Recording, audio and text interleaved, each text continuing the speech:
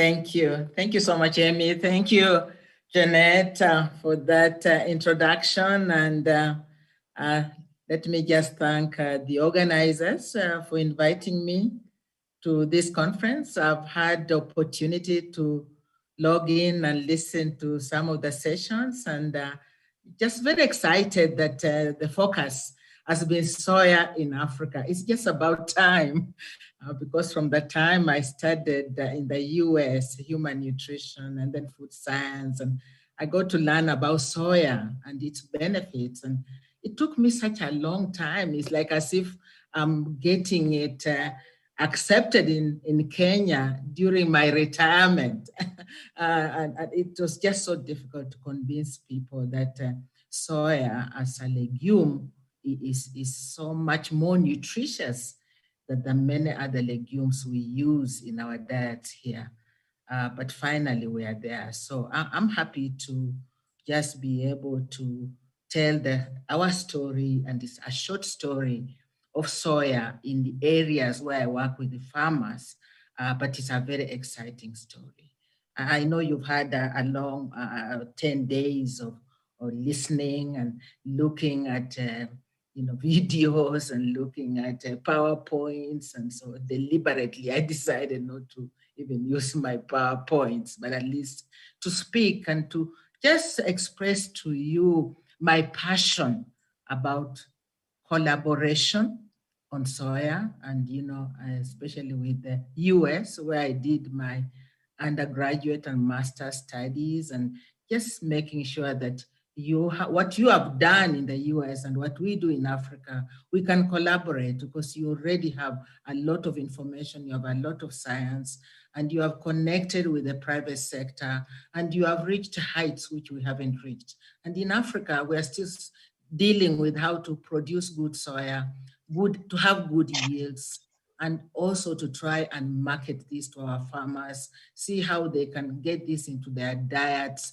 and at the same time, see how they can make money out of it. And then with my interest in young people, and especially, and also women, how they can create enterprises out of soya, and actually that it can actually be a multifaceted product that they can deal with. So I just thought I should share with you that how the soya actually then got accepted in Western Kenya was very, very unique. We had a project funded by Agro, the Agriculture Green Revolution for Africa, Alliance for Green Revolution for Africa. And it was focused on soya, soil health. And we had to use legumes, and soybeans were one of the crops we planted. And just by farmers seeing what one season of soybean planting did for their soils, and they were now able to produce more grain, they said, oh, then it must be good even for us to eat. If this crop, if this legume is good for our soils, then once we harvest it, what do we do with it? And then from there on, we jumped in and we started teaching them how to prepare and how to make sure that we remove some of the, offensive odors, they are not used to. They complain it takes too long to cook, how you can soak ahead of time so that you can save on fuel, how you can diversify your diet by adding to different foods. And then the whole idea was to just make sure that they can actually accept it. We did this in schools, and we did this in churches. We did this with the women's groups. We also demonstrated to them how to prepare snacks, which they could then market and sell. And young men especially came into this and wanted to be taught how to use the machinery of soy processing, very basic and very rudimentary at the village level. But and every event we had, we prepared products which could actually be shared, people testing, and then they would start asking for them. And I can tell you right now that in Western Kenya, where we are as an organization, Rural Outreach Africa, that they are now associating us with having promoted the soya. And thank God, when we just wondered where are we going to get funding from to be able to promote this in school feeding, Annette, a very good friend now, Annette Donnelly and Joanne and Rad, they came from University of Illinois, and they came just before our lockdown here in Nairobi with the corona, and say, Ruth, you know, we can work together. We were supposed to go to Western Kenya together, but we couldn't because everything was now shut down. But we were able to continue now, though slowly, working on a proposal and working on collaboration and getting systems in place so we could work together. And now we have this collaboration now. And thank God that fortunately, we should be able to get this funding, which already has been approved by our Ministry of Education and our Ministry of Science and Technology, so that we can begin to have farmers plant the soybeans. And then it's mostly farmers, and many of them are parents. And then we actually bring this to the schools. And we also try to link with the processors so that it can go to markets, but also we can produce other products and be able to get this into school feeding. Now, just before this came about with this funding, much earlier on, as an organization, Rural Outreach, we had funding which helped us to enrich school meals for primary school children. Unfortunately, that project was cut short because immediately Kenya went into post-election violence and the funding stopped. But what we had started to do at that time was to bring soya to households and teach them how to prepare and add that to the porridge or other foods that the children were eating.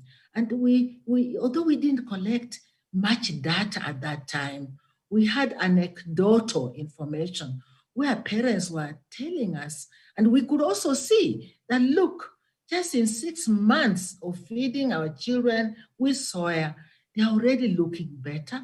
They are more alert. And as we do that, you know, when we do feeding, we also bring in the issue of hygiene. We bring in the issue of sanitation. We bring in the issue of how children should look good, going to school and also staying at home. And you could now see parents, you know, beginning to appreciate how healthy their children looked.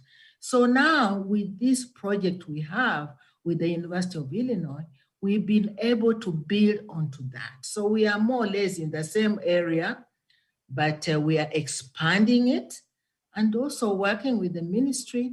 They are letting us know which areas and which schools we can go to, but we virtually bring everybody on board. We bring the farmers in, we bring in the ministry, we bring in community leaders, we bring in the youth, we bring in the agricultural research. You know, we work with the AORO, you know, that's the agricultural research institution, is now expanded in Kenya. We have always worked with them because I am essentially an academic, a researcher, a scientist, but it's a question of how do you take this information you have? And I know a lot of this has been shared here. You know, soya has gone to different levels from what I was hearing, that you actually now are able to bring this to where it is needed. How do you bring it to the consumers? And how do you bring it to traders? And how do you make sure that it's actually accepted? And in the course of time, actually, we've been approached by people who come to me and tell me, Professor, why are you promoting this soya? I read online that actually it's not a good product. You know, I saw all these write-up about soya and what it does and how it has some elements that are not good for human health and how it makes people sterile and so on and so forth. And I tell them, soya has been around for a long, long time, for millennia, starting from China, and they eat that almost daily. And I have a feeling if we eat it, it will sort out some of the health issues we are actually having. So the best approach then for us has been to enter the community through the women. But then we discovered that, women come to you, they are in a meeting, but then they have to go back home and convince their men about the benefits, especially health benefits of whatever it is we are trying to market or to sell or to promote.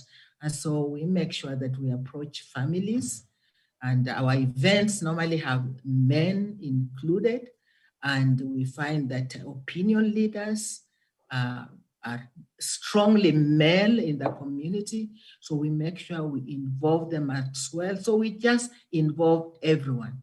And so I can tell you right now that soya, finally in Western Kenya, and Western Kenya, I'm talking over a wider population of about 6 million Kenyans, is like one sixth of Kenya, is really producing soya now. And now during this corona, when we cannot import animal feeds, we are now having to make animal feeds locally. They are all looking for soybean. A lot of it was coming from Uganda. There's a lot grown in Uganda for oil production. But now, Western Kenya has had to wake up, because at one time the borders are closed. You can't move produce back and forth. It's on and off, on and off. But we are telling our farmers that this is where the money is. You can grow. It is a bimodal rainfall in Western Kenya. You can grow soybeans twice a year, and you can harvest and make money much better than you can any other crop. Secondly, you can actually mix it in your food. And we have to teach them how to do this, as I mentioned earlier.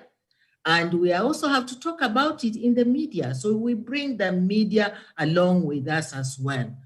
So in other words, there's now a market for soybean. You cannot promote soybean if you cannot, or any other product for that matter, if you don't have a pathway of linking it to markets or linking it to consumption. So that actually requires different expertise as well. So as an organization, we've done this whether with money or not. And so during this corona, what we were able to do at one time, it was just close down everything, stay in the house. And for many of you, you may not be familiar with an African household where there may be a mother and a father and maybe 6 children, and you are telling them stay inside. What are they going to eat? And what other issues are going to arise when people are locked up in the house? It just wasn't going to work. And that's when I said, look here, I'm no longer in retirement. Let me see how I can actually even advise my government.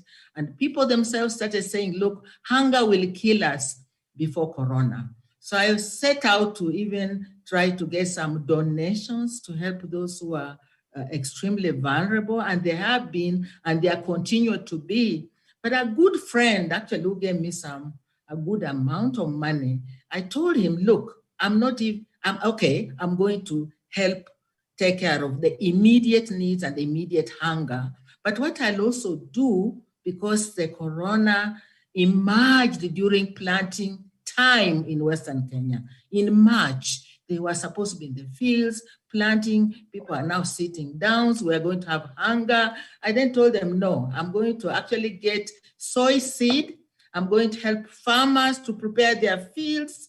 And, soy growing is good. It will be good for the soils. It will be steady. It will not be washed away by the rains with this weather variability.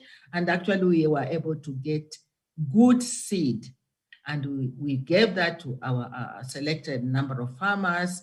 So the agreement was that we give you maybe 1 pound, 1 kilo, and you give us twice that back, so that we can use it in some other ways. And so as we speak right now, for some reason, the crop did so well. The crop just has done so well. So we're just beginning to harvest. And many farmers, in fact, we didn't have enough seed. Many more were asking, can we have this? Can we have that? And we were telling them, look, we may not even have the full fertilizer, but just use your own manure, which you normally use to plant your grains. And that's what we did. And so all of a sudden, we have good fields of soya growing in Western Kenya. I can't travel. I feel terrible. I can't travel to Western Kenya. I'm in that bad age group right now, but I'm monitoring everything like on a daily basis. And so their message here is that it is possible with persistence and with partnerships and with some resources to actually get farmers to accept to do something that is good for them. But for many of them, seeing is believing. And then we have the science as well. We are scientists. You know, we have proof of concept, but we have to move it from where we have it, from the shelves, from our publications, from our labs, and take it where it needs to be with the farmers, with the consumers, with the traders.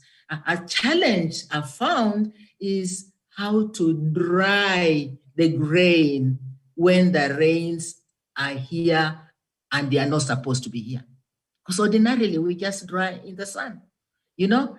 The other thing is, so we also get materials, canvas, you know, so that the grain can stay clean, and then storing it, you know, so that it does not go bad. We use the picks, you know, the grain storage bags that are Padu. We use them to make sure that the grain stays good. So we actually follow the value chain from production to harvesting, to storing, to processing, to actually preparation, to markets.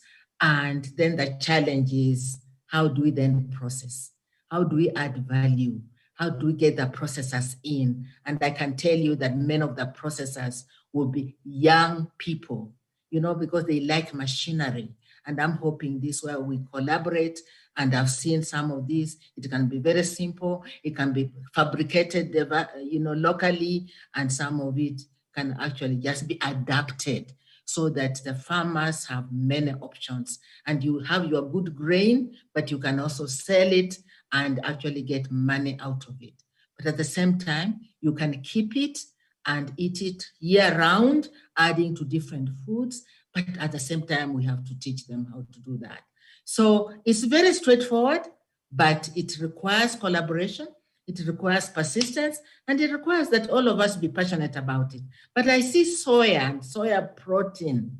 I see soya, adding that, supplementing what we do, adding to the kinds of food, sometimes very bland, sometimes not much protein, some, you know, many meat, yeah, people like meat, but you know, it's expensive. And now when it is processed and it's bland, and I had on the session, one of the scientists, sorry, I forgot his name, who was asked a question about the denaturation of the protein. And he said, no, denaturing the protein does not mean it is destroyed. There is denaturation, and then there is actually destruction. So it's possible to process this soy protein in a way that it remains, you know, viable for human health, and that we can actually use it. But I see great opportunity now, and I hope we can continue with this collaboration. I'll leave it there, and I just want to say thank you so much, and let's keep it up, and let's continue with this. Thank you.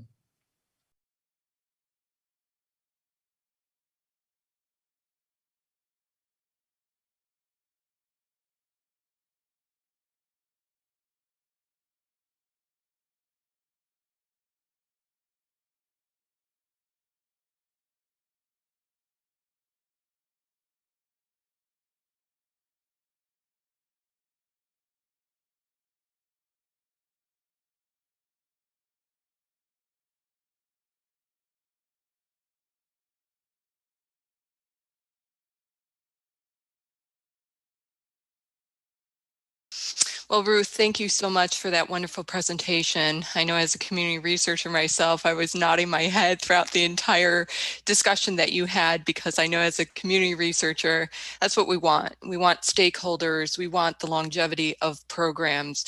And honestly, it just came through a soybean to just plant that seed into someone's mind to see the benefits of it, and how as a community you can all work together in really kind of elevating the nutritional value of that. So my question to you, as you kind of alluded to with COVID and how you persevered, and I think that's what we're learning throughout all this pandemic situation, is you have to be very innovative with how you're addressing some real life issues. So throughout COVID, beyond the fact that you were able to, take that soy seed and plant it and everything, what other observations have you noticed through the community with how they're thinking about soy, how they're utilizing it, just with COVID or just overall? Like, what are the other innovative things that you've seen within the community that you've been just very impressed about? Thank you, Jeanette. I think what I've been impressed about is the number of farmers who are ready to receive the seed and plant. And the fact that we didn't even have enough of it, as opposed to much earlier when they were not so interested in soybean and they were more interested in, say, bush beans or other kinds of legumes. Yeah. And then what we've seen also is people's interest in nutrition generally, because very, very quickly, the disease was linked to the immune system. And they keep reminding us that if you are not strong, if your immunity is not strong, you are likely to catch it and you are likely to die. So people are tending also to go back to their traditional foods. They are going back to their traditional foods, but then now they're saying, oh, nutrition. Yeah. So this soy is very nutritious.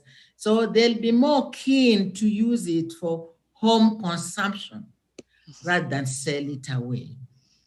And the other thing is seeing them actually want to use it in animal feeds. So they are keeping now small animals, something they will do casually, but they are now, looking at home and saying, with very little resources, with the small land even, they are busy building chicken houses. We can actually do this. And we can also now eat eggs, or we can feed our children eggs, something they will not do.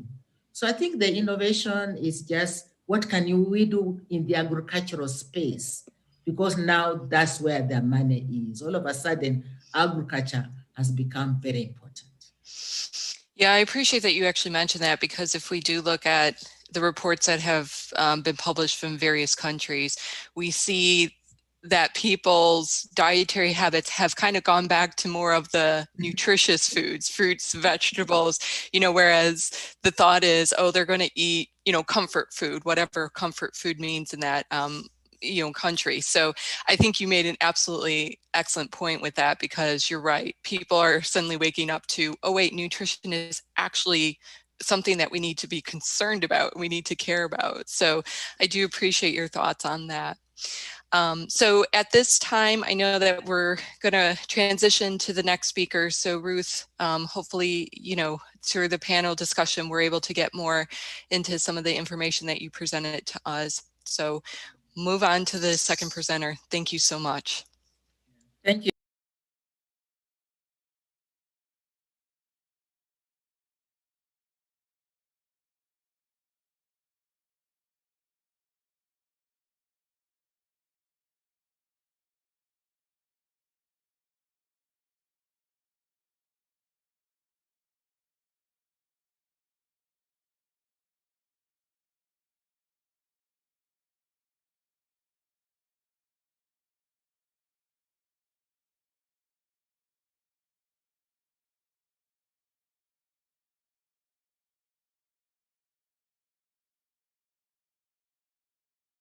Well, we're delighted to be participating in this very valuable forum.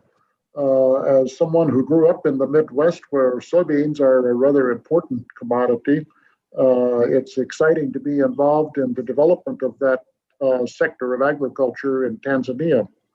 So our story began in the early 2000s, seeing that there were no animal feed mills in Morogoro, Tanzania.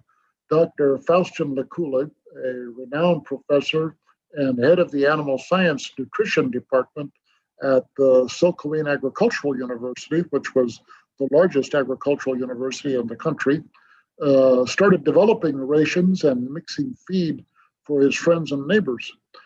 At the time, all livestock producers were depending on feed produced in Dar es Salaam, which was 4 hours away. So the supply was erratic, and it sometimes resulted in disruption of their production, especially for the poultry keepers. Whenever there were quality issues with the feed, the poultry keepers and the producers of the feed did not have a chance to meet to resolve their problems. So it was on this basis that the idea of establishing a local feed mill, which could utilize crops produced locally in Morogoro and supply the animal feed industry within the region, arose. So Professor Lekula started his feed mill, established in downtown Morogoro in a small facility, with the customer in mind, right from the start, catering for the individual requirements of the livestock producers and providing knowledge to the livestock keepers as to how to care for their animals, and promoting the livestock industry as a whole within Morogoro. So this business grew from a simple feed mixing service for the farmers into a full production line of commercial compounded feeds, and especially emphasizing poultry feed. And the company was known as International TanFeeds Limited. It was formed formally in 2008 by Dr. Lekula and his family. The major evolution involved shortly thereafter with the purchase of land on the outskirts of Morogoro and constructing a fully modern feed mill and grain storage facility. So complete or finished feed production was moved to the new plant, while the feed mixing service remained in the old, smaller plant, where it still functions today. The new feed mill consisted of 4 grinder mixers for mash and all of the necessary equipment for efficiently producing feed. With the increased production capacity, the business grew quickly, and soon sales expanded outside of Morogoro. Eventually, there was enough demand in Dar es Salaam that a warehouse and distribution center was established there to meet this new demand. But 80% of the country's poultry producers are located in or near Dar es Salaam, and that expansion made a lot of sense. Then in 2015, 7 years later, a second evolution happened with TanFeeds, and they formed a joint venture with my company, More Ag Limited. I and several partners decided to invest in International TanFeeds and interject capital, enabling an expansion in its livestock feed business and strong investments in additional retail stores. The investment enabled a more efficient sales process and added increased customer care with both the technical and the practical advice to our clients. A new corporate image was created and a marketing campaign was launched. The company grew its livestock feed business while investing also in the smallholder commodity input supply chain to increase the quality and reduce the spoilage of our raw products. In addition to the retail stores, investments were made to expand the feed milling capacity with the addition of a feed pelleting line. We had a state-of-the-art extrusion equipment and technologies were brought in from the United States, but we were the first to introduce floating pellets for the fish producers. So the company that began as a small mixing operation to help neighboring farmers was then transformed into a professionally managed corporation led by Professor Lekula. At its core, however, our guiding principles remained the same. TanFeeds is guided by the vision, mission, values, and environmental social governance policies. Our guiding principles, which focus on sustainability, is the ultimate goal. For us, This means that we serve the people, the environment, and the company. And our success depends on our commitment to the long-term prosperity of these stakeholders. Although we like to think that we're kind-hearted folks, the philosophy is a strategic business decision that we believe is what will enable us to remain successful into the future. We were attracted to TanFeeds as investors for several primary benefits. We were attracted to the idea that their focus was on female empowerment. 80% of our 65% of our clients were female poultry keepers. We liked the environmental benefits of switching to soy production for our protein instead of using fish. We liked the food security issue, which is why we chose that instead of something like gold mining or something else that had nothing to do with feed. And we liked the fact that it was profitable. For us, being profitable is an absolute requirement for long-term sustainability for our smallholder providers, for our poultry keepers, and for our feed mill company. So the number of our poultry farm keepers has increased and is projected to grow by a compounded annual growth rate of 22% from 2015 through to 2022. Our growth rate is not a chicken and egg question. While we consistently try to expand our share of the market to serve existing small and large producers, TanFeeds extension services also include financial literacy, small business advice, feed advice, input support, and the basic support a nascent business person would need to start her business successfully and sustain it. This is not a chicken and egg question for us. 65% of our business customers are women, and we see that number rising. The market trends, however, are changing. TanFeeds is committed to smallholder producers, and Professor Lakula has formed the Smallholder Farmers Association. This is partly because large international players are now entering the animal keeping market in Tanzania. Tyson Foods has set up a very large poultry operation there. So this will represent significant competition for our smallholder farmers. So we hope that Lakula's forming a Smallholder Farmers Association will help overcome and meet that competition. But we are committed to serving the small and the large producers and ride through whatever business cycles happen. We're also working with sourcing and aggregation in another evolution of our business. As with poultry farmers, we're committed to the sustainability of the farmer's success and are implementing systems to help farmers obtain the inputs and receive the extension support to increase their crop yields, lower their post-harvest loss, and mitigate the risk to the extent we possibly can. These services are shifting to our sister entity, Tan Grains, whose management will focus wholly on grain management and procurement. So in 2018, we replaced 100% of our fish meal usage with soybeans. We're also increasing our yields for our local soybean farmers, 40% of whom are women. When we came to explore this market in 2013, we met with a rather large humanitarian agency that had a very large soybean introduction program in Tanzania. To our surprise, they lamented that they did not plan for processing and outtake for the soybean growers. And as a result, these small farmers had produced soybeans and had no market. We ended up purchasing half of all the soybeans produced in Tanzania in our first year of business there. But that has changed now.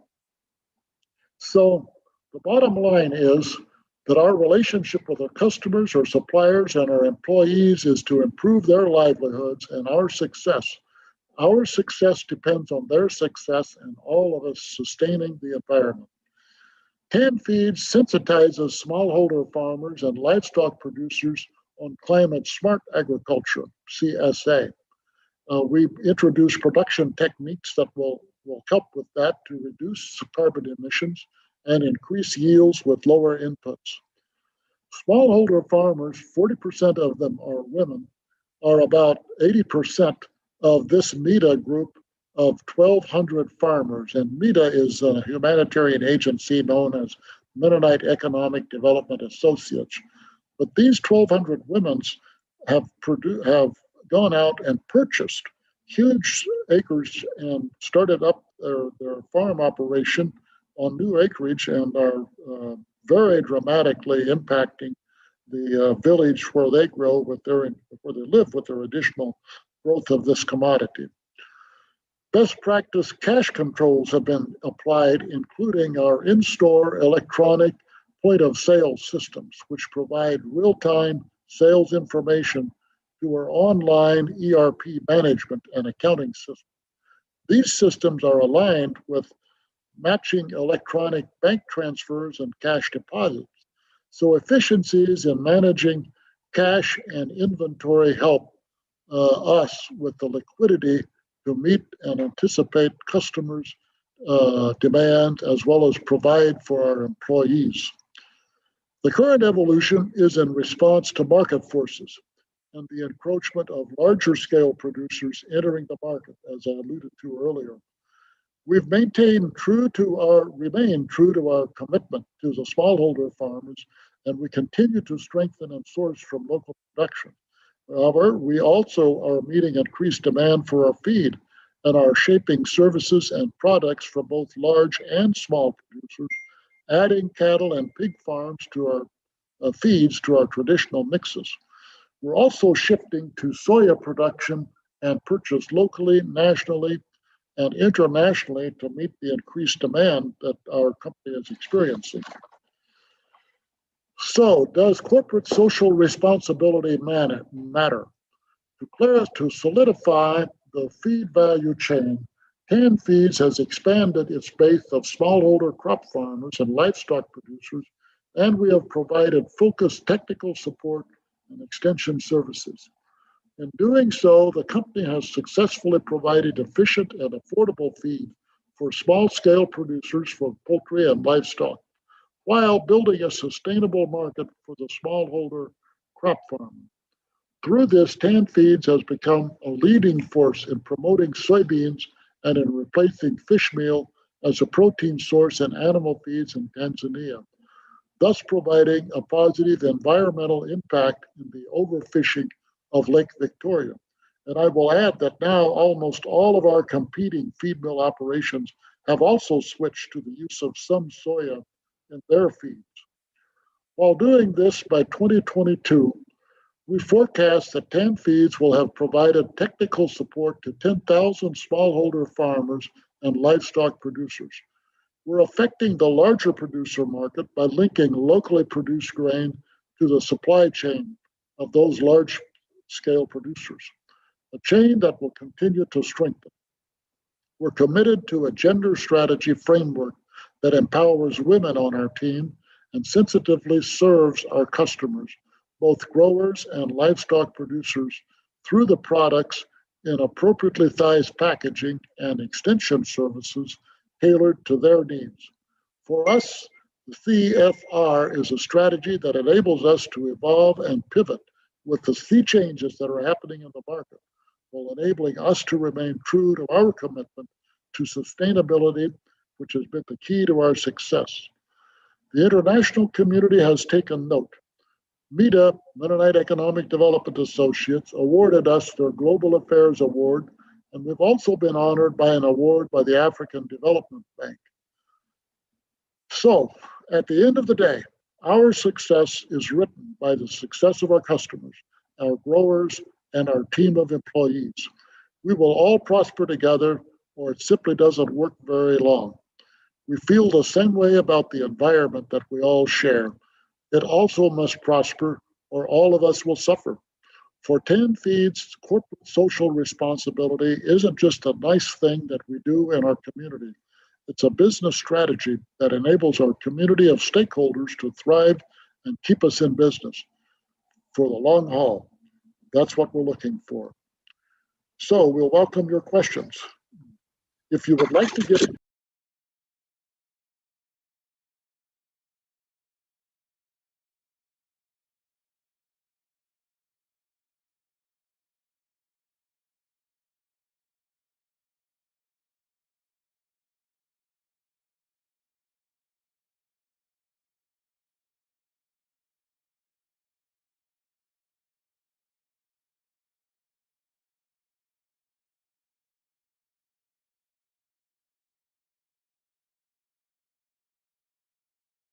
Thank you, Wilmer, for this very exciting talk. And I appreciate that you focused a lot on corporate responsibility, because sadly, sometimes in organizations, that's like at the bottom of it. So I appreciate that that was your focus of this entire presentation.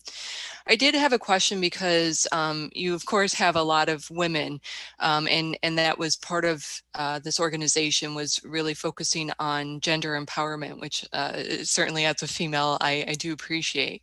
Just out of curiosity, the women, are they teaching other women or their children on how to plant, on how to grow, on how to, so do you see that occurring as well? Like they have that empowerment to kind of continue with that educational strategy?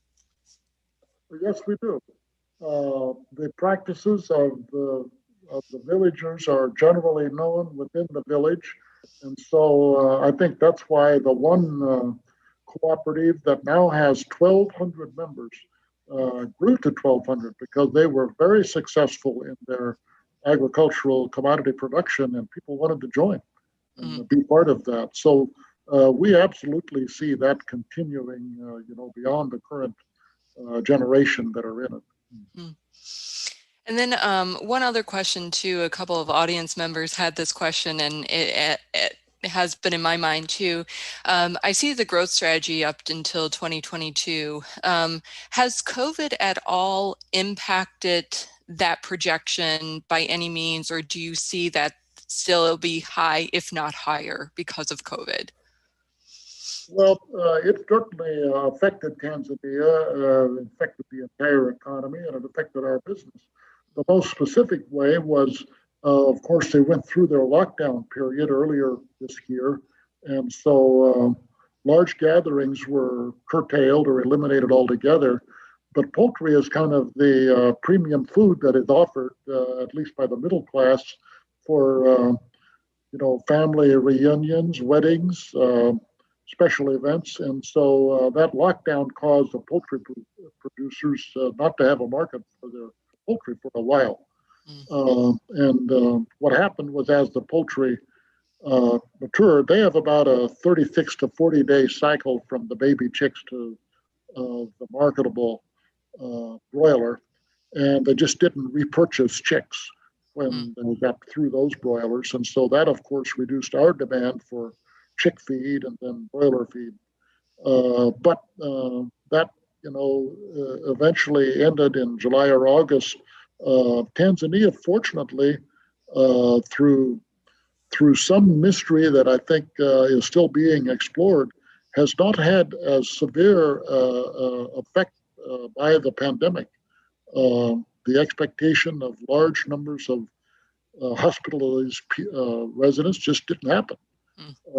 So we're hopeful that that will allow the country to get back on its feet. But overall, it was a huge economic blow, and the economy is still struggling to overcome that. Well, thank you very much for that. I know that your contact information is up, and certainly during the panel discussion, we'll be able to answer, you can answer additional questions from the audience as well. So I thank you so much for your time, and we'll move on to the third presenter. Thank you so much.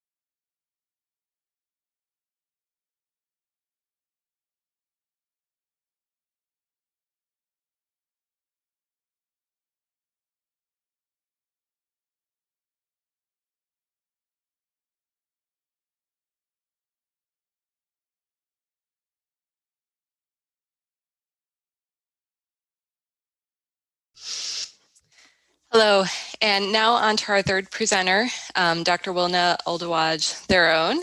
I'm delighted to present her because as a fellow dietitian, it is wonderful to have another dietitian present at this symposium. She is a professor of nutrition in the College of Human Sciences at Texas Tech University.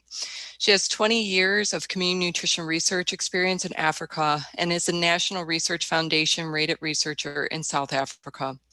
Her research interests include the factors contributing to household food insecurity, malnutrition, and resource-poor communities, where she has investigated the effect of various interventions. And just to highlight a few of those: food fortification, supplementation, nutrition education, which is near and dear to my heart, as well as school feeding programs on food insecurity, dietary diversity, and nutritional status of women, children, and seniors. Her community research and development program at present is mainly focused on the double burden of disease among women, children, and seniors. From 2016 to 2018, she was a consultant for WISH, facilitating a USDA Cochrane workshop on school feeding programs for delegates from various African and South American countries. She has also been involved in impact studies for the Council for Scientific and Industrial Research, Joint Aid Management, the United States Potato Board, and the World Initiative for Soy and Human Health. And without further ado, Wilna, it's your show now. Thank you very much, Janet, for that kind introduction. And I also want to say good morning to everybody. It's morning here, maybe afternoon where some of our listeners are, or our participants. And I just want to say once again, thank you very much for inviting me to talk at this seminar. It's really a big honor for me, and I'm really looking forward to this. I am a huge advocate of soy, and as I was listening to Dr. Ruth, or Prof. Ruth speaking, what she's done in Kenya, I have also done in South Africa, where I have worked a lot with soy, teaching women how to grow soy. And I have now basically moved on from the teaching of the women more to the agro processors, where I am now teaching people in South Africa on how to develop products, food products that are healthy for the community. And for that reason, I have focused my talk today more on South Africa. And I want to talk from a nutritionist perspective, and I cannot do that without really giving a little bit of background about South Africa, because that is where I work. I'm also still associated with the University of the Free State in South Africa. So bear with me when I take you through the nutritional status of people in South Africa, because I think it is important to put food product development into perspective and what the role and the responsibility of food processors are for when they do develop food products. So I'm going to talk a little bit about South Africa, talk about the consequences of malnutrition in South Africa, the food consumption and market information that is available, strategies to address malnutrition, and then I'm going to work you through a model for food product development that I am employing in my soy-based snack food development, and then just conclude. So I think I do not have to tell anybody where South Africa is. South Africa is at the southernmost point of Africa, and we have the second largest economy in the world. And like all African countries, South Africa is a beautiful country, lots of resources, beautiful animal life, nature, and very well developed in the cities. But unfortunately, when we look at the newspapers, we see that there is a lot of unemployment, hunger, poverty, disease in the country. And even now with COVID, this situation has deteriorated. More people are now food insecure, and more people are becoming malnourished.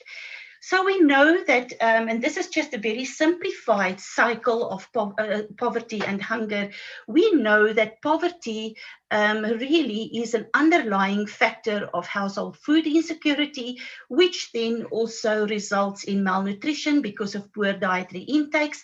And if people are malnourished, if we talk about children, for instance, children do not develop optimally when they are malnourished, and they are then having problems in school.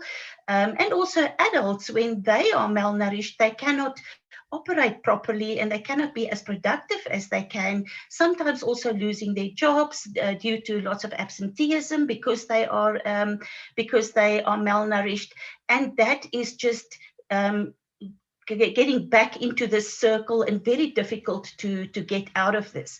Now, if we look at the South African situation, 56% of the people in South Africa live in poverty, 28% in extreme poverty, which basically means that those people do not have enough money to really buy a nutritious meal and to really meet their nutritional needs. If we look at the household food insecurity, 26% of the people are food insecure, 28% are at risk of hunger. Now, if we look at poverty, 56%, food insecurity at about 54%, we can see that there is a definite relationship between people living in poverty and then those that are food insecure, because poverty is really one of those factors that affect food insecurity. And like I said, if people are food insecure, they often rely in buying cheaper products that are more energy dense, and they do not eat a healthy diet, fruit, vegetables. And if we think about all the food products in South Africa, those that are the healthier products, those are also the more expensive products that people cannot always afford, which then leads to malnutrition.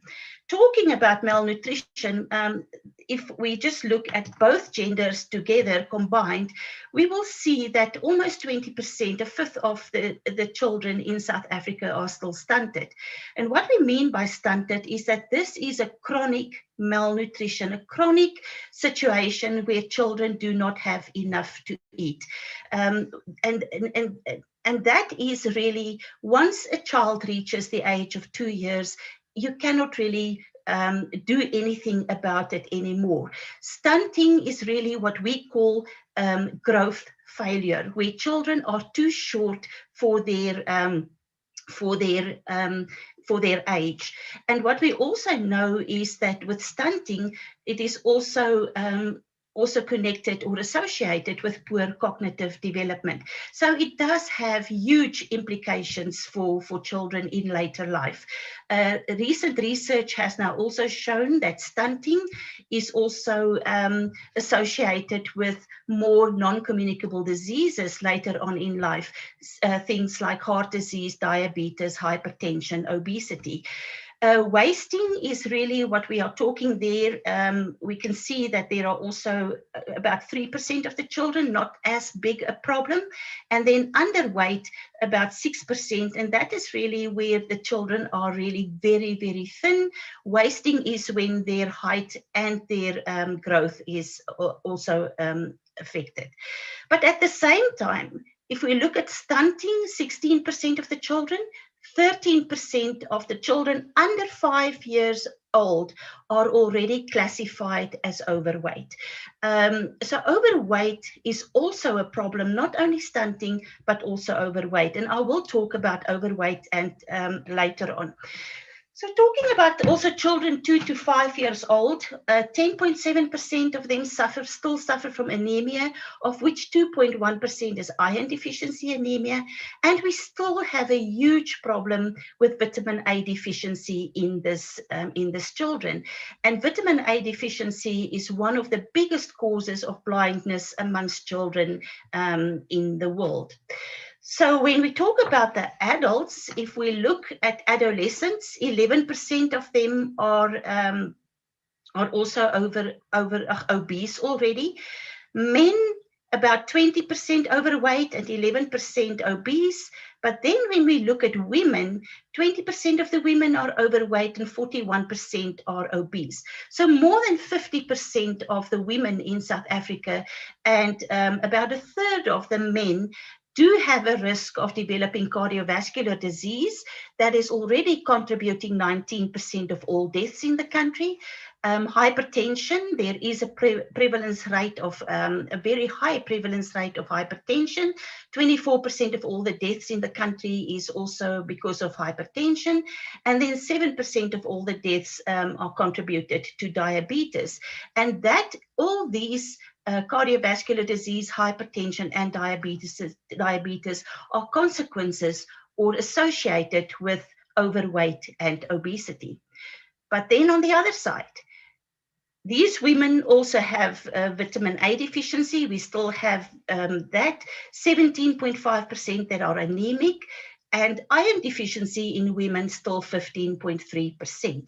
So if we look at the situation in South Africa, we have a very unique situation where we have a double burden of disease or double burden of malnutrition, where we sometimes have overnutrition and undernutrition in the same household, in the same community.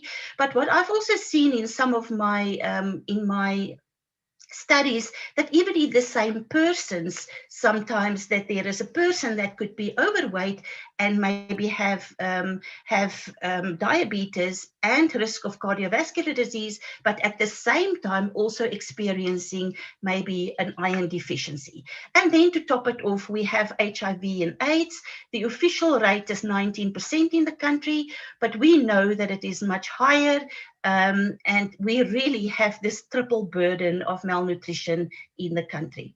Now, why are we concerned about malnutrition? Because it does slow the economic growth, which again results in poverty, either through direct losses in productivity from poor physical status, like I mentioned earlier.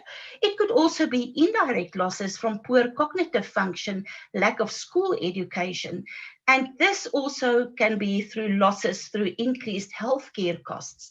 So if we look at the healthcare costs, the World Bank has said that malnutrition, the economic losses that are attributed to malnutrition can range from 6 to 12% of the gross national product. If we take 6%, which is the lowest, this is costing the country at the moment about 300,000 million rand per year. In dollars, 18.75 million. And this is something where we can prevent, we can do something about malnutrition, because it is really a costly drain on the national economy and specifically on the health budget of the country. And that is, I think, where food processors can come in and really help so that the food that we put on the shelves can be very healthy and also affordable for the people. So just talking a little bit about food consumption patterns, and I'm not going to look at everything, but interestingly, the latest South African Demographic and Health Survey has shown that children, when they get weaned in South Africa after there is 6 months exclusive breastfeeding, you can see that these children are eating sugary snacks and they're also eating salty snacks. Salty snacks, almost 50% of babies already are eating salty snacks. If we look at in general, adolescents, young adults, midlife and older adults, you can see that where they are only about 40 or 50% of the people consume fruit on a regular basis, vegetables on a regular basis. But if we look at the salty snacks, almost again, about a third of the people consume salty snacks weekly. And there are also quite a large percentage, if we look at adolescents, 28% consuming it daily. And young adults also about 16%. And then processed meats are also consumed. And the reason why I am talking about processed meats is that there are a lot of processed meat products on the market, very high in salt, very high in sugar, in fat, but very affordable. So that is what people, when they are in a poverty situation, what they are buying. So we also are a country in nutritional transition. So we do have urbanization, lots of people moving to the cities. And this brings with it also nutritional changes. People are consuming more convenience foods that are, again, high in salt, which is, again, associated with hypertension. Specifically high fat intakes that could be associated with heart disease, and sugar, high added sugar intakes. And people consume less vegetables and fruit and less whole grain foods. So in 1998, we've seen that snack food consumption is quite high in the country. And the market for processed packaged food increased from 1998 to 2012 from 55 million rand to 61 million. So this is a huge market in the country. Plain sweetened beverages, plain sweetened biscuits consumption went up by 60%. Soft drinks, 22 liters up to 93 liters per capita per person. So this is almost about a half a liter per person per day. And these sugar sweetened beverages like Coca-Cola and those sort of drinks contribute about a third of the sugar consumption that people have in the country.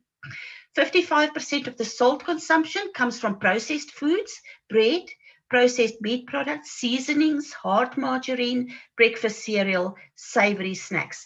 Now, I don't know about people in Africa, but in South Africa, these cheese curls are really very popular. People eat it a lot. And when I work in communities and I ask people, why are you eating this? The reasons they say to me is that it's very cheap, number one. They do not have to eat too much. They eat a lot of these cheese curls because it is salty, it is savory. It gives them the effect that they've eaten almost like a meal. And when they drink a lot of water with it, it gives them also, it swells up in the stomach and they feel full, so that they do not want to eat too often again. But we do know that these snacks are really just salt and nothing else, and some also coloring agents that are also not good for children, especially those that have attention deficit.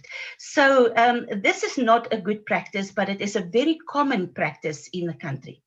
So when we're talking about what is happening with packaging, do the consumers trust the information that suppliers put and the food processors put on their packaging? But we also see that about only 85% of the nutrient content claims that the processors had on their products were compliant with the South African legislation. The 6% or 7% that were non-compliant were for low energy and calories, and especially these chips that are marketed as low energy, the baked products maybe that they market to say that these are lower in calories. And also that 70% of the ready-to-eat foods that were marketed on the market had higher energy contents than indicated on the package. So not very compliant with what is happening, and people are reading the food labels and they are thinking that they are not consuming so much energy, but if they eat these foods, obviously they're consuming more than they're really aware of. So as nutritionists, what do we recommend to address malnutrition in a country on a national scale? Now, the first thing is we promote to eat a variety of foods, healthy foods, fruit, vegetables, whole grains, dairy products, drink 8 glasses of water a day, legumes, healthy oils with polyunsaturated, monounsaturated fatty acids. We also promote physical activity and for people that are malnourished. We can also use supplementation by giving people vitamin tablets, mineral, but compliance is very bad, and sometimes there are also side effects to this. Fortification, we have 2 fortified products in the country, which is bread and maize meal, and then food diversification, and this is where we really start coming in. Agricultural food diversification, so that more variety is also being grown.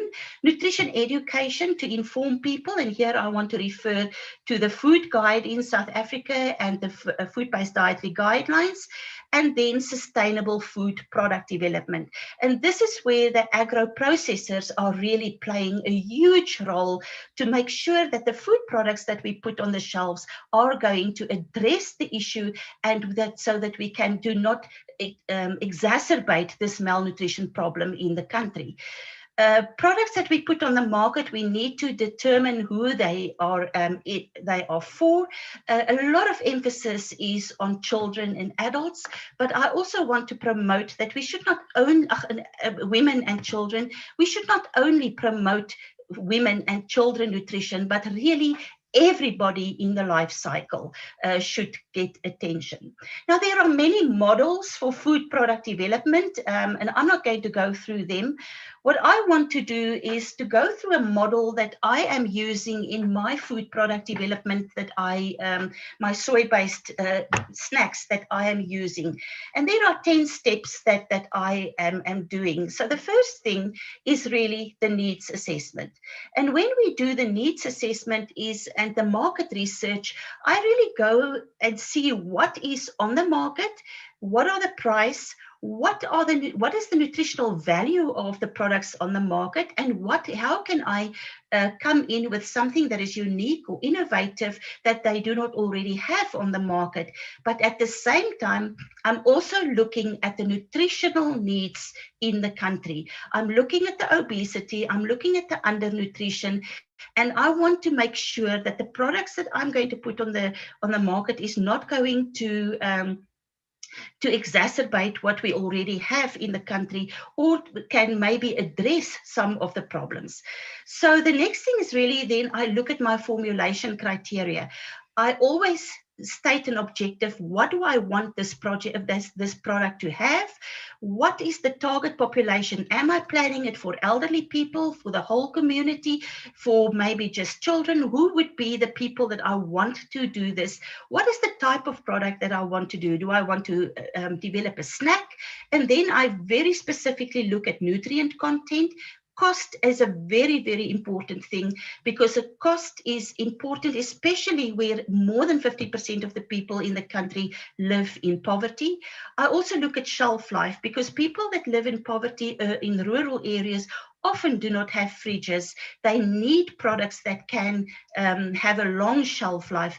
And then I also look at what the standards are for the type of product that I want to develop, the SABS or Codex Alimentarius standards of what that product should conform to. The next thing is that I then go and identify my food ingredients that I'm going to use in my product formulation. And here I try and choose nutritious ingredients, low fat, low salt, less added sugar, lower calories, and more nutrient-dense ingredients like soybean. For instance, soybean is, I didn't show the soybean nutritional content here because I think everybody after these 10 days now know what soybeans have, but very important to include those sort of products, legumes also in there. I then do a theoretical nutrient analysis, and there are programs available that are based on the food composition tables in South Africa, like Dietary Manager, Food Finder. And then I do a costing so that I can make sure that my product will be affordable for the people. I then prepare it and do sensory analysis with an expert panel, whereafter I will adjust and finalize my product. And then I go and do experimental analysis. Now, the experimental analysis are very expensive, I know that, but it helps to really with the labeling so that what we put in the product and what we put on the label will be the correct information. And there are different types of analysis. I'm not going to go through all of that. And once I have done that, I look and see how does my theoretical composition, nutrient composition, compare to the chemical analysis of the product. And then I go and optimize, because sometimes I have found that in theory I have maybe found 5 milligrams of iron, but when we analyze it, there's only 2 milligrams of iron. Or it may be in theory it will have maybe about 200 calories, but when I analyze it, it comes out at 300 calories. So I then go and repeat these whole steps C, D, and E again, so that I can adjust for those differences and then go back and have it analyzed again to make sure that what I put on the label is also going to be on my product. The next thing then is to do sensory evaluation of the optimized product, but in this case we use the people that will be consuming the product. I don't go to an expert panel. I now go to a community. If my product was developed with mainly seniors as my target population, I go to seniors and to elderly people and let them taste the product. If it was for school children, I go to school children and let them taste it and make sure that it is acceptable for them. And there are different types of evaluation forms, but I use a simple hedonic scale, just something like that, where people can say they like it or they like it, they don't like it, or they dislike it, neither like it nor dislike, so that I can see what we need to do with the taste afterwards. Once the product has about an 80% approval, sensory approval from the consumer panel, I then go and do shelf life testing, microbiological testing, usually using a SANA accredited laboratory. And I use again the standards that are applicable to the type of product to make sure that my shelf life is going to be at least more or the same as what is prescribed. And then I go and do a field application. Now, when I go into the field, I go into with consumers into a community where I will do an intervention, give people nutrition education, and then also tell them what the benefits of this product will be. Maybe if it's a snack food, I would compare this to those cheese curls and tell them what the benefits is going to be, and then also telling them about general nutrition, and then let them consume it for some time, and then also see what is happening with their nutritional status, so that they can then become the ambassadors for this product. Because if they start feeling better and they can see that their health is improving, who better to go and advertise to other people by word of mouth about my product? Also, I do consumption studies. Like, for instance, I'm doing a study next year when I go to South Africa. I was supposed to be doing it this year, where I will maybe in tuck shops, I will do nutrition education with products that I will put in a school tuck shop. I will put my product there as well. And after the nutrition education and tasting sessions that the children did and the sensory analysis, then I will put my product in there and then compare and see how much do they buy the product off the shelf compared to the other snack foods that are there. So I also want to see what is happening there. And that is when, only after that, do I roll it out and maybe sell it to a bigger industry that will go and market this and put it on the shelf. But the one thing that I really try and do in most instances, and I enjoyed what Wilmer said, that he is really looking at the locally produce and local producers, is I try and identify small, micro, medium enterprises in specific low-income communities, so that I give my product to those people. I train them how to do it, how to prepare it, how to produce it, and for them to go and market it. It's not that I want to cut out the bigger retail companies completely, but we need to keep it as affordable as possible. I did a project in South Africa in a very poor community where I taught the people how to grow soy. I then developed some recipes for them that was very easy. They did not need electricity to prepare these snack foods. And we are now in the process of identifying the small, medium, and micro enterprises where we can now get them to start producing it on a larger scale and making it available to the to the schools, school nutrition programs, and to the local community.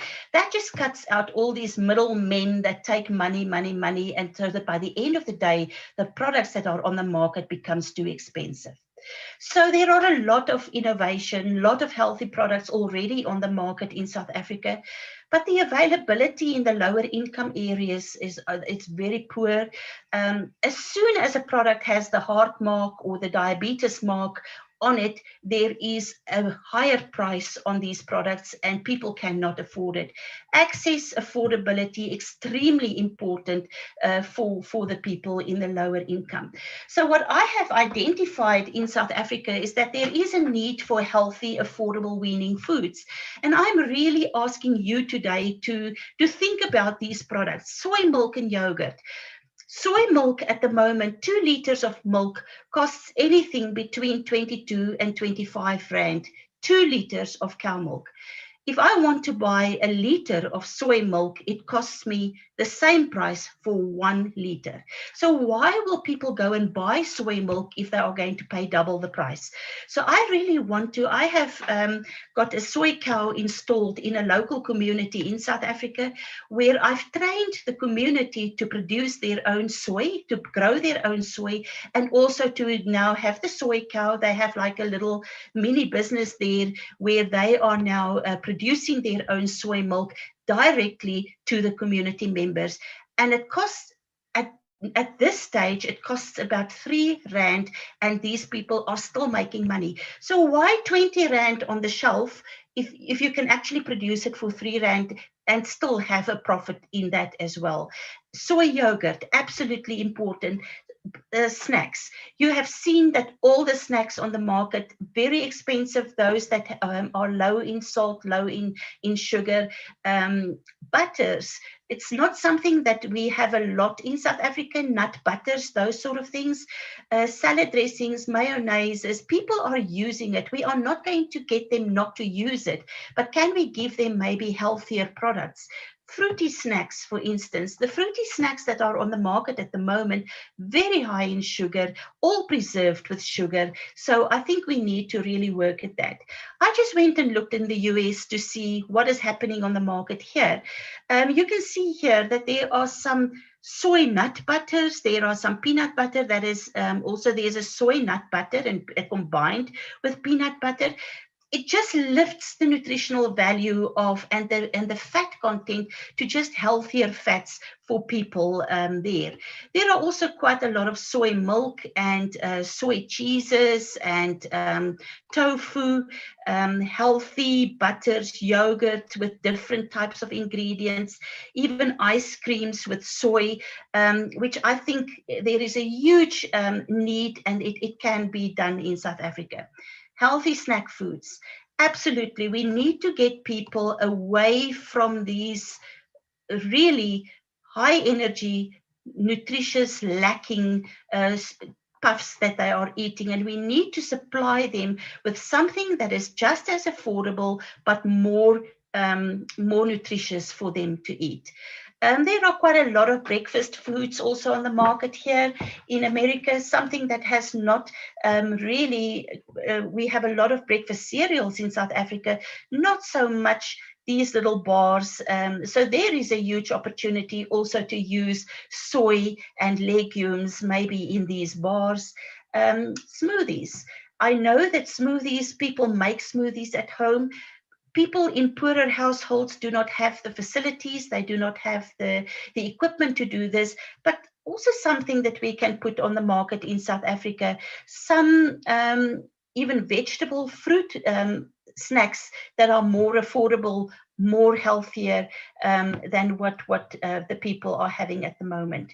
So to conclude, malnutrition is a persistent problem in the country, and I think with COVID, we've already seen that poverty has already increased, so has food insecurity in the country, and we've seen that with poverty, food insecurity, even malnutrition will also improve, increase in the country. Food processors have an important role and a responsibility towards the people in the country where they live and work, to make sure that the products that they put on the market are affordable for the large majority of people, not only for those in the top income. It should be nutritious as well for everybody. Not only the nutritious products should not only be for those people that can afford the nutritious foods. It should be safe for human consumption. It should also be culturally acceptable. And that is why we need to look at the ingredients. It should be types of foods that people are familiar with. And then there should also be ethical conduct. Make sure that the product that you put on the market and the label really tells the truth of what is in that product, so that the consumers do not get misinformation, that they get the truth, and that they will support and buy the products that you put on the market. So from that, thank you very much.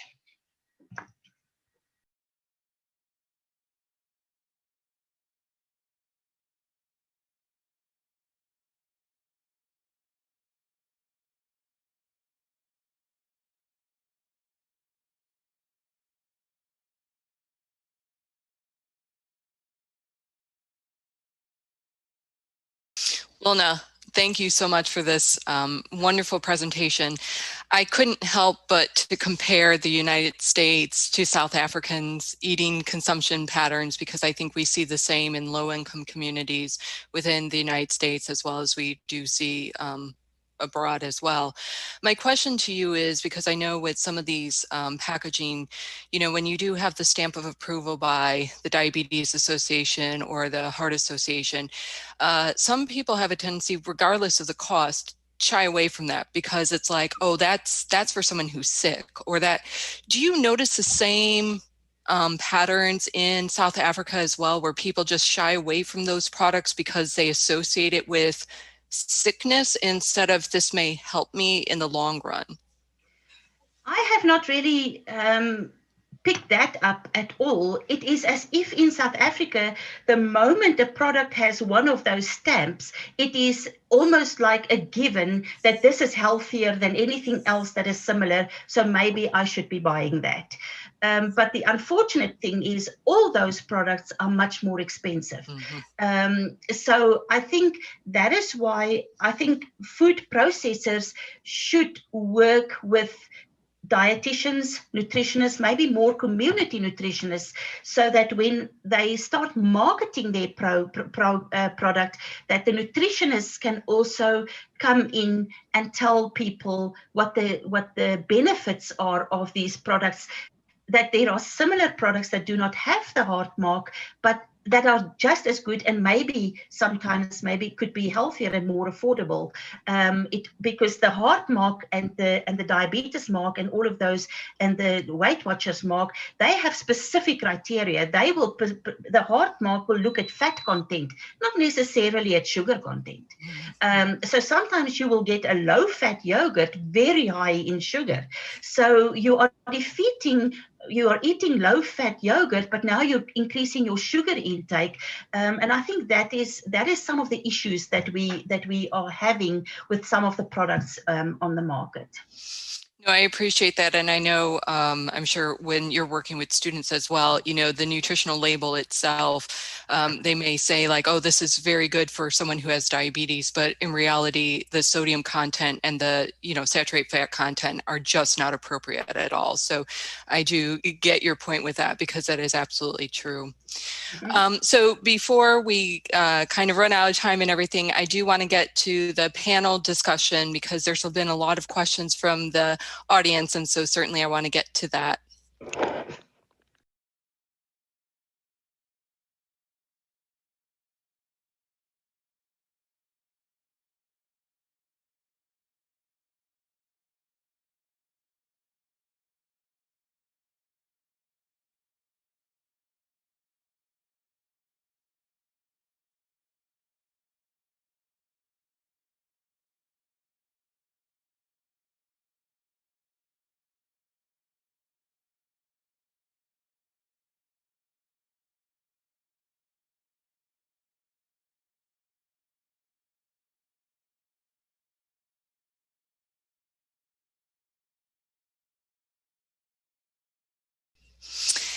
Thank you again to all our presenters for such a wonderful presentation this morning. I hope you all, the audience, has gotten a lot of good insights to the usefulness of soy and how we can expand our approaches in certain communities within Africa. So without further ado, I'm going to start the panel questions. A lot of good questions from the audience. So I'm just going to kind of go down the line as the presenters were presenting this morning. So Ruth, you are up actually. First question I have for you is local soy production being used locally, or are farmers linked to markets? Oh, thank you. Thank you for that. You know, there's increase in local production now. Ordinarily, they would import. And if we take Kenya, for example, which is a big market in East Africa, they would import, you know, to produce oil, you know, the big manufacturers here from Uganda, from Tanzania, where it is actually grown. But now I've seen increased production of soy by the farmers themselves to use it locally in animal feeds, and also to sell, to link to, for example, World Food Program is a market, it's a ready market to put in children's foods. So I think even those of us who are now working on increased production, we are making sure that yes, improve your own dietary diversity in the household, but at the same time, we have to have a market for excess, and also we have to have a market for those who want to grow it for sale. I think the agricultural sector right now, we are showing Jeanette that really that's where the jobs are, but also that's what will grow our economies. Yeah. Mm-hmm, mm-hmm. Absolutely. Thank you for that. Moving into Wilmer, question here is, what are the current threats to TanFeeds and similar businesses in Tanzania? Well, I mean, the threat is primarily market forces. Consolidation is happening within the poultry industry especially, but also within the dairy and beef production. And so larger, well-financed laying houses and broiler feed systems are being built, and that's dropping the price of the broiler meat and the price of eggs below what our smallholder can produce it. So that's a real threat, where the distribution channel for the finished meat product is maturing rapidly and reaching out into the smaller villages. So that's, you know, why we have to constantly keep working on sharpening our costs so that our customers, the poultry keepers, will have a lower production cost so they can compete with the large houses. Thank you. There are some other intermittent threats. Occasionally there will be some government intervention in the price of commodities, or not allowing exports of commodities because they fear there will be a shortage, and that drives up the price of commodities unreasonably, really above what the market would support. But I think those are kind of the two main threats, and we work on mitigating that. Our reference to establishing a TAN grains is essentially to aggregate grain, pay the smallholder a fair price at the time of harvest, who does not have good storage facilities. We bring it into our facilities and can keep the grain in good condition, but that takes a lot of capital. And so we're out seeking capital for that expansion. Okay. Thank you for that answer. Wilna, for you, as pointed out with the nutrition transition, as you know, not only South Africa, but knowing in other countries as well, do you think taxing soda is a good counter strategy, which is always a hot debate, I know, in especially in the States? So thoughts on that? We do have a sugar tax in South Africa. What I just don't understand is every time the sugar tax is implemented, even the diet sodas, the price is the same. It also goes up. So I don't always understand why, what the reasoning behind this is, because if you want to get people to consume products that are that do not have sugar in it, and there is a sugar tax, why are the products that are similar but do not contain sugar still cost the same? That should be cheaper then, because a lot of the purchases in South Africa is price driven. Because of the poverty, people will consume, they will drink these products, or these, like you saw that there is a huge consumption of sugar sweetened beverages in the country. And yeah, so I'm not, I think sugar tax, yes, it can work if that cost adjustment is really going to be fair. At the moment, I don't think it is fair, because they just, the products stay the same. And what I don't understand is they have a sugar tax on products, but the low sugar or the sugar-free products, and I'm not only talking about now sugar sweetened beverages, for instance, but there are also some, they call it light snacks, which has lower salt, lower fat, those are more expensive than the ones with the sugar and the saturated fats and the salt. So they're defeating the purpose in the country by saying there's a sugar tax. The only thing the sugar tax is doing, it is generating money for the government. Yeah. And I mean, I know that we saw that here in New York and everything when they put in their initiation for sugar tax and all that, you know, people were still consuming some of these other beverages, you know, then juice consumption started to go up and you're thinking, no, wait, where did that go? So definitely it is a hard decision as far as, you know, we can have our own personal opinions, but that sometimes doesn't change everything. And talking about juice that you mentioned, pure 100% juice is very expensive. Where the diluted juices, where they add a lot of sugar to it, those are the cheaper ones. So it looks as if the marketing strategy is almost to get the people to buy more of the products with the sugar so that we can get more tax. Although the motivation behind it is nutrition, you know, we need to look at the nutrition of the people. So it's difficult for me to really answer your exact question in the South African context, because it looks as if there is a little bit of a paradox there. Okay, thank you for that. I appreciate it. So back to Ruth.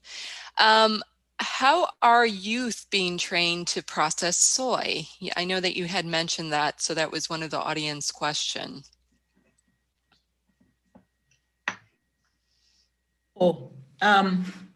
During the time we were promoting soy production, and then we saw the uptake and then some excess grains, we actually got some support to get machinery that would process soy into flour, and then you also have some the leftover to put into animal feeds. So we actually used that to train the youth, but at the same time, now as we move forward, we had to gauge the interest. There is interest now, especially there are now groups of young men coming together. They are keen to grow soya, but we're also telling them you can actually now process. So there is a cost to the machinery. They are not cheap, but at the same time, you know, we can see how we can link them to some loans. And right now there's a lot of support in Kenya for youth enterprises. So that's something that we would actually look at very seriously. Yeah, but at the same time in schools, we do the same. We go through clubs, you know, we have in the US is 4-H clubs. In Kenya, we call them 4K clubs. So we grow the soya in the schools as well and go through production right to consumption. And so once we have the interest and we show the opportunities, we believe that other opportunities will come up for technical support and for funding as well. Well, and hopefully too, then the kids are so excited about growing this in the schools that they pass it along to their parents, and so that hopefully that generates some enthusiasm as well in the entire household to kind of support this initiative. So thank you. Yeah. Actually, Jeanette, we found that when we link what the children do at school to the parents, it actually works very well because the parents understand, they get the knowledge, but at the same time, they support the children as well. Mm-hmm. But the nutrition goals is part and parcel of it.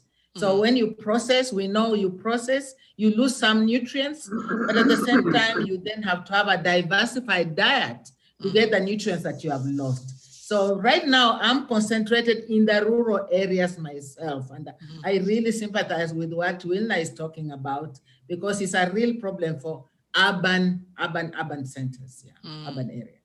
Yeah. Okay. Thank you for that. So the next question goes to Wilmer. Moving forward, do you see opportunities in adding extruded human foods? Well, yes, the extruder that we are using actually extrudes at such a high pressure that it essentially double refines the oil that comes out of it. And so it is hypogenically clean, and we bottle it right out of the extruder and can sell it for cooking oil and human consumption. The same thing with the soy meal when it comes out. We have had a proposal with the United Nations Food Relief Program to use some of our products. We would be in conjunction with another Tanzanian producer of food products. But yeah, it definitely, we have the capacity to provide a product that can be used for human consumption, even though our primary business is animal feed. Well, that would be a good expansion into your company as well. So I hope that endeavor goes through and we are able to see that out in Tanzania. So that'll be fantastic. Thank you. We certainly do value the potential for direct human consumption by it. We met with a woman who is an entrepreneur in the Arusha area who's producing supplement powders to put in the food that are based in soy. And she's got a very successful business, a good distribution system. We provided her some of our meal. Unfortunately, the logistics are too difficult in that we are in the center of Tanzania and she's about 5 hours away by truck. And we just couldn't figure out a way to get the product to her at a cost that that her products could absorb. So maybe the alternative is for her to set up a facility in our neighborhood and be marketing the product there. Well, hopefully that happens, right? I know that there is always that logistical issue in certain African countries. So hopefully that will work as well. A question for Wilna here is, are you working with processors to make packaged snacks or fortifying soy flour, TSP? Any insights on that? Yes, I do. I used to have a soy workshop every year while I was still in South Africa for soy processors, where we could get together for 2 or 3 days and we could share ideas and see what could be done so that we do not take business away from each other, so that we could focus on, what is needed in the community, in the country, and who is going to take on what. I also have an extruder that I'm using that I've got NRE funding, which is the National Research Foundation that funded me with an extruder, that we are doing product development at the moment. And the only problem for me, I love extruded products. I think that is absolutely fantastic because it's the nutritious value is really maintained. We do not lose as much nutrients in the extrusion. It is shelf life is fantastic, especially for the poorer communities.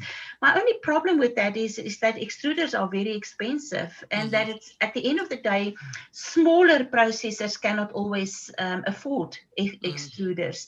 And I have not yet seen, like here in America, I get the idea that I see on the Shark Tank, a program that I look at, and I can't remember what they call it now, is but that I can take my recipe to a processor and he will process on my behalf. I have not seen that in South Africa happening. That I think the market there is too small still. There are not that many big processors. They were that one processor will take recipes from different people and process for them. But yes, I do work with processors in South Africa. I use their expertise quite a lot when I do my product development, because I'm a nutritionist. I'm not a food scientist. I'm not a grower. I work with the agricultural people, especially when I implemented my program in the community. I worked with the Department of Agriculture extension workers to help us to get the soy farms going and all of that. And even with the soy milk, something that I just want to mention, and I think it's important to mention this also to soy processors, is that there is always this issue about why should we put soy milk and why would people drink it because of the beanie taste and the beanie taste and the beanie taste. Now, something that happened in the community where I worked was, and I'm not answering your question maybe, but I just want to mention this, was I went into the community and I was letting them taste soy milk. I called it soy milk. And I got a 42% acceptability rate. I went into another community and I called it a soy drink. I got an 85% acceptability, because the perception in the first community was milk, it should taste like milk. Therefore, they didn't like it. But the moment I did not call it milk, but I called it soy drink, everybody was happy to drink it. They thought it was great. The acceptability was wonderful because they did not compare it to milk. So I think it's all in how we market. It's all in how we educate the people.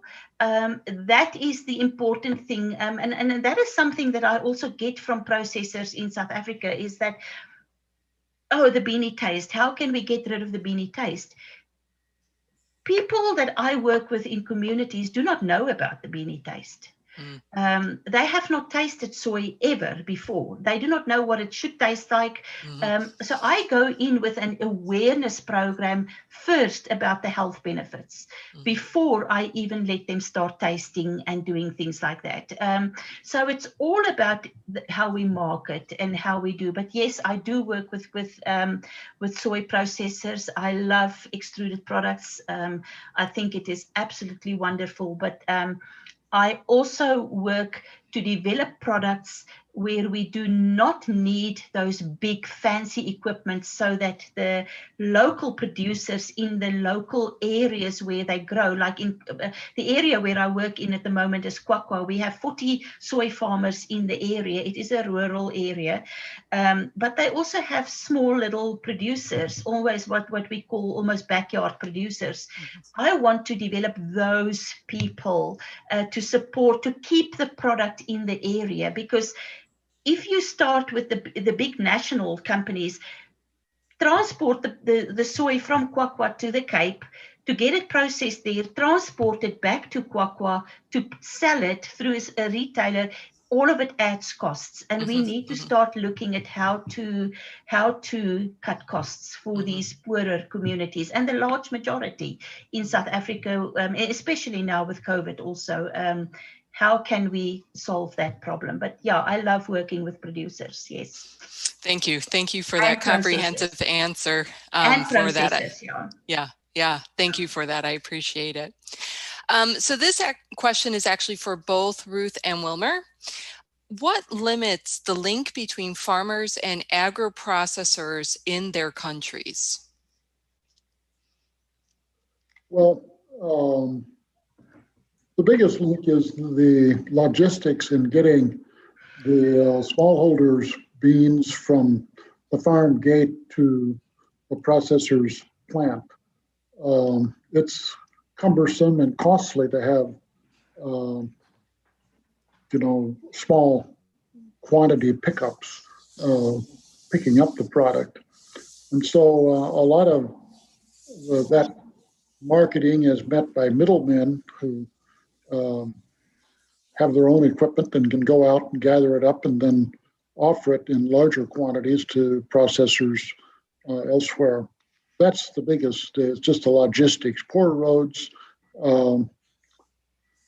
expensive travel costs and travel times and so on. Our greatest source of soy is from the Songea area in southwestern Tanzania, and we are more up in the central part, so it's like a 6-hour or 7-hour drive for a truck to pick it up from the growers there. But fortunately, that's a highland area where there's plentiful rainfall during the growing season, so they really can produce a good crop. But they're just, the infrastructure within Tanzania is not well enough developed to easily access, for those people to easily access the value chain. Okay, all right. And then Ruth, on your endpoint? The first time we did this, there was a problem because, again, smallholder farmers, they don't produce a whole lot, and selling individually is not cost effective. But now we decided to group them.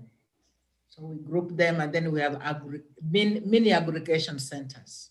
And when we do that, it's a lot easier using public transport to bring them to a central place so that a big buyer can then get it from one central place. But then we have to do proper record keeping and so on. All that actually requires resources.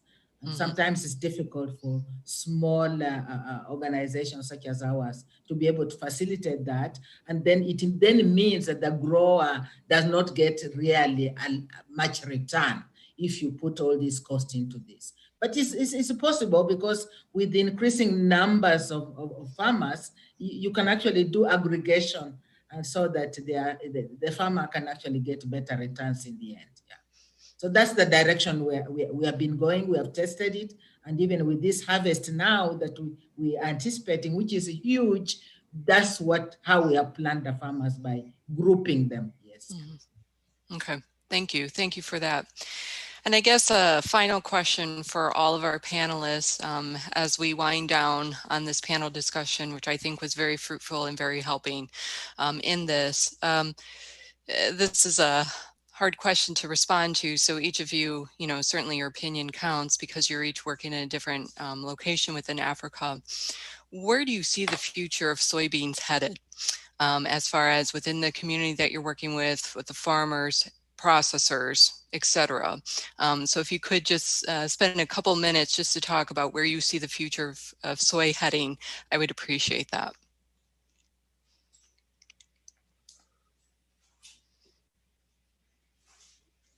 I can start. I see a great future for soy.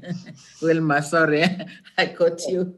I see a great future for me, especially in the Western Kenya, but also other parts of Kenya who are now looking to Western Kenya to grow this, and others calling in from different parts of Kenya saying now we are growing, so that we don't always have to just rely on imports, even if it's just coming from next door. Actually, the Kenya, Uganda markets, the East African market is like one big market, and there's a lot of need for soya when you look at what it can do, both for animals, for humans, for income generation, and also for the soils, so that our tired soils can be healthy and produce other crops as well. So I'm very excited, and I'm looking to this collaboration. I'm just hoping that this is an area where, thank God, we can collaborate with our international friends, the US and Asia as well, and then just have this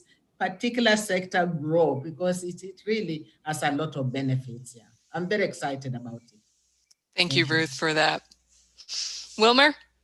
I would say that I would concur with Ruth. There is a great future ahead. We have seen it just in the 5 years that I've been involved in Tanzania. Much more soya is produced now than when we came there 5 years ago. In addition, the East African Trade Group, East African Trade Council, group of East African countries that have lowered tariffs for trade within them, are producing a healthy market in that growers in an area of surplus can now market into another country that has a deficiency. So all of that indicates that the soy industry is gradually maturing. What's the food supplement industry is a nascent industry, but it will continue to grow.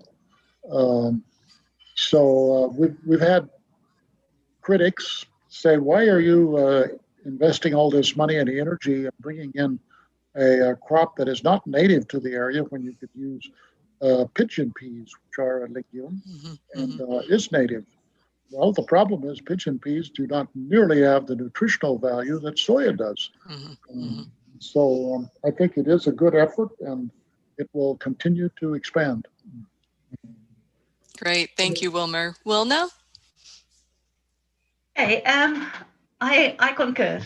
There is a great future. If I think about South Africa, I think only about 3% of the soy that is currently produced is used for human food. The rest is for animal food. I think with COVID, especially the challenges that we are facing with the country was already a large percentage of people living in poverty, food insecurity. I think we are going to have to resort to nutritious, more affordable food products for people, and especially for the future. And soy is absolutely, it's nutritious, it's flexible, you can do so much with it. It is, the affordability there is great. I just think that people need to be made aware. We need to educate people, because at the end of the day, the market is demand and supply. If there's no demand, there's not going to be supply. So I think from a nutritionist point of view, I think that it is our roles as nutritionists to promote soy when we do talk about our food-based dietary guidelines, when we educate people about the health benefits of soy. And that is something that I am very, very passionate about.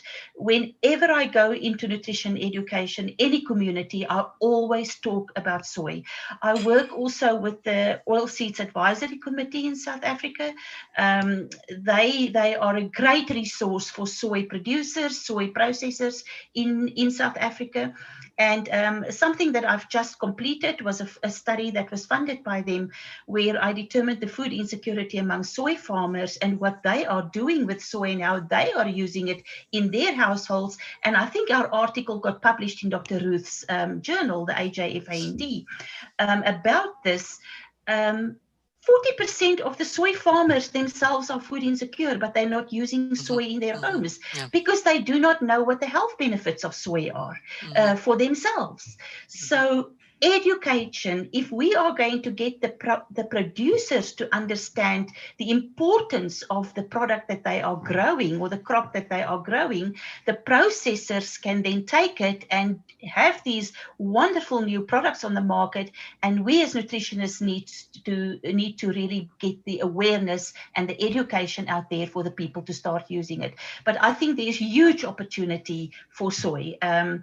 I always say I started working with soy about 6-8 years ago, and it is such a challenging work.